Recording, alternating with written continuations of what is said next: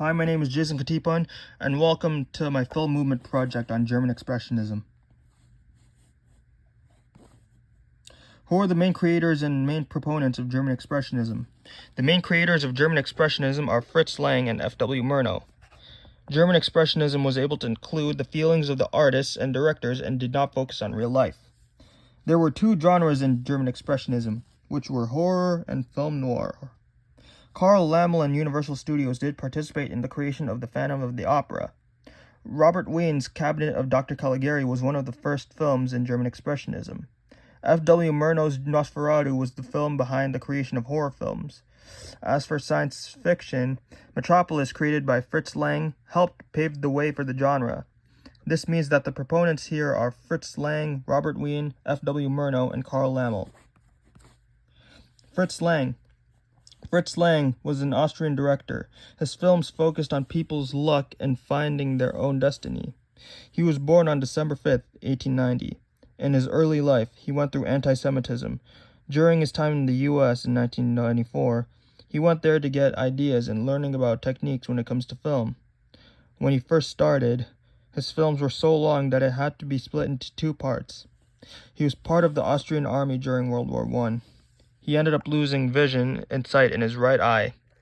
One of his two movies were Siegfried and Kriemhild's Revenge. When he came back to Germany, that's when his sci-fi themed film Metropolis released in 1927. When making Metropolis, he had help from Karl Freund and Eugen Schiftan. Karl Freund was in charge of cinematography, while Eugen Schiftan was in charge of the special effects. His first sound film, M, was another example of Lang's that made German Expressionism more well known. He died on August 2, 1976. He was 85 years old. F.W. Murnau. F.W. Murnau was a German director. He was born on December 28, 1889. He got famous by making films by having the camera tell people how the characters are feeling. He studied about art and literature when he was in university. Just like Fritz Lang, he was also part of World War I. Murnau was also part of the German Air Force. One of his movies, Nosferatu, which was released in 1922, was one of the most successful versions and adaptations of Dracula. The movie also had hints and symbols related to anti-Semitism. The Last Laugh was another piece that he made that got him famous. The Last Laugh was a combination with a screenwriter named Karl Mayer. This helped Murnau earn his status and reputation as one of the most important German directors of German Expressionism. He died on March 11, 1931. He was 41 years old. Robert Wiene. Robert Wiene is a German director and screenwriter. He was born on April 27, 1863.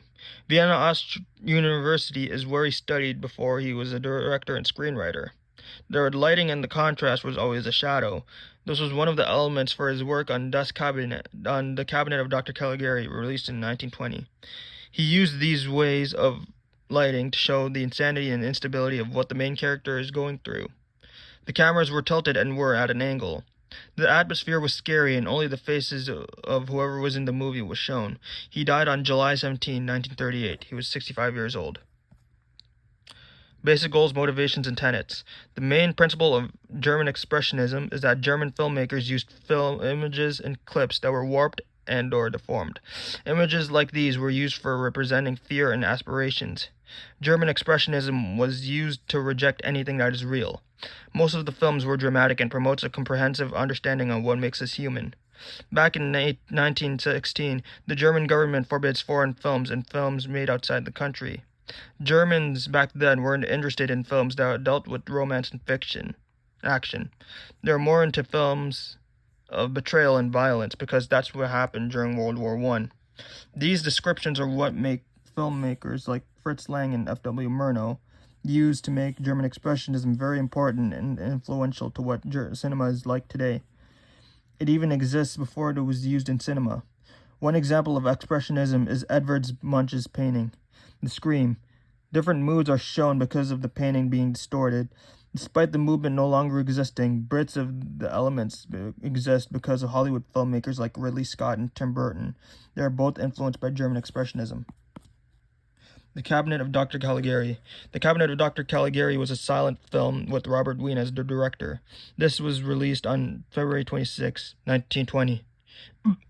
The length of the film is 74 minutes long. Silent film and horror are the genres that fit.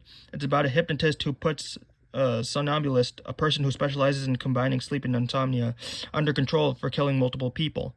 It was made with a budget of $12,781. This film made $4,713 at the box office. This is regarded one of the most important films in German Expressionism because of the visuals having shadows, distortions, brushstrokes by paint shadows. It's like a combination of art styles used by Edvard Munch and Picasso. The two main characters are the hypnotist, played by Werner Krauss, and the somnambulist, played by Conrad Veidt. Cabinet of Dr. Caligari won 2 awards. Nosferatu.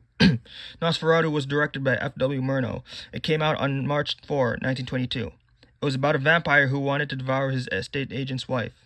This is also an example of silent film. It was also considered another film that is well known to the movement. There was also distorted sets that represented fear. Nosferatu was filmed actually at a certain location and not recorded in a studio.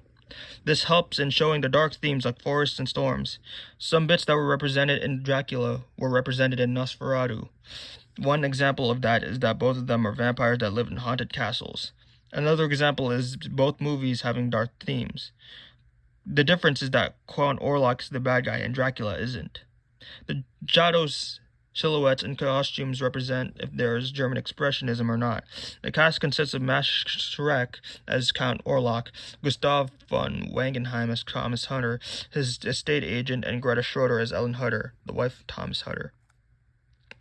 Metropolis. Metropolis was a film directed by Fritz Lang. This film was released on January 10, 1927. Science fiction is the genre that was used in this film. This takes place in a futuristic setting, and it's about a story about Freder and Maria. Freder is the son of the city manager, and Maria is the role model to workers. Once again, this is another example of silent film. The running time of the movie is different since it's 153 minutes in the original, 116 in the edited version, 105 to 107 for the US release, 128 in the UK, and then 118 in August 1927. Even though there were upgrades when it comes to filming and technology as a whole, the production design still has Metropolis as the best movie in that category. Metropolis did make an influence on the films Blade Runner in 1982 and Brazil in 1985. Alfred Hitchcock. Alfred Hitchcock was an English director, writer, and producer. He was born on August 13, 1899.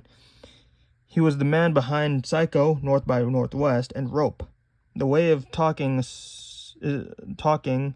with a story with German Expressionism is used visuals. The movement has influenced Hitchcock in his own films. One of his films, Vertigo, has this common trope used in German Expressionism where a movie views on a character's point of view. The Lodger was another example of his use on the movement because of how he tells the story. Vertigo is similar to Cabinet of Dr. Caligari because of focusing on romance and instability. He died on April 29, 1980. He was 80 years old. The Crow. The Crow was a superhero film. This came out in May 11, 1994.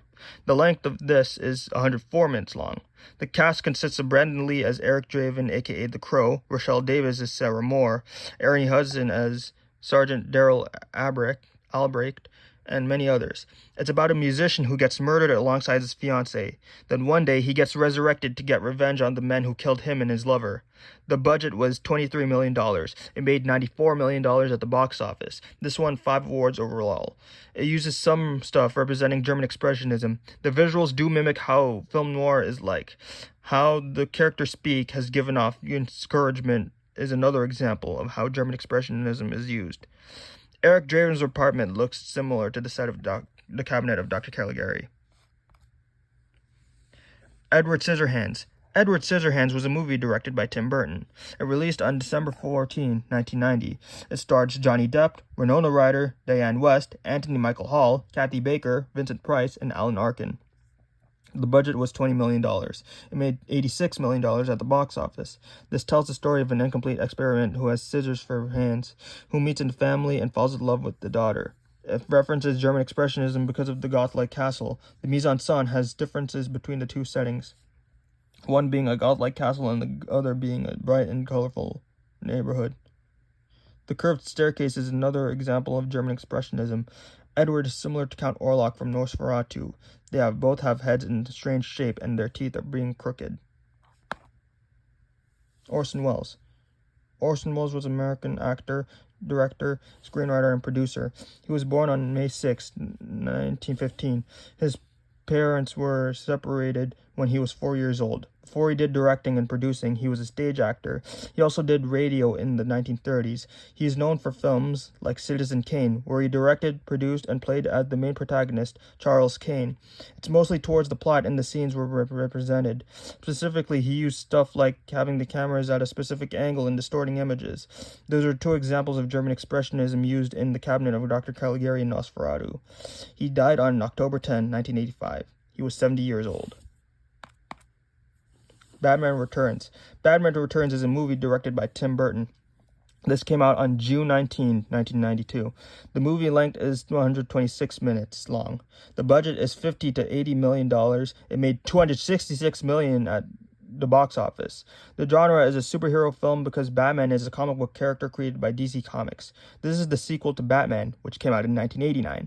This starred Michael Keaton as Batman, Michelle Pfeiffer as Catwoman, Danny DeVito as the Penguin, Pat Hingle as Commissioner Gordon, and many others. The plot is that Batman gets into a conflict with Max Schreck and the Penguin.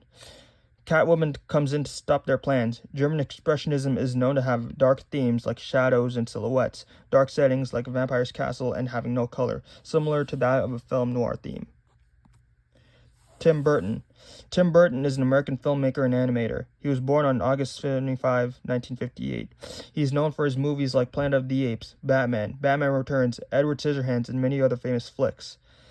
German Expressionism was one of the styles he frequently used in most of his films. He used shadows because of the theme of German Expressionism giving off a mysterious vibe. I already mentioned how he uses German Expression for Batman Returns and Edward Scissorhands. To summarize, Edward Scissorhands had two settings between his godlike castle and Kim's family living in a colorful and bright neighborhood. It's for showing the contrast between the different lifestyles between two characters. Another example is saying how Edward is similar to Count Orlok from Nosferatu. As for Batman Returns, it focuses on the usage of shadows and silhouettes, which is what most movies during that time have used. It's mostly because of the movement originating from during the time of World War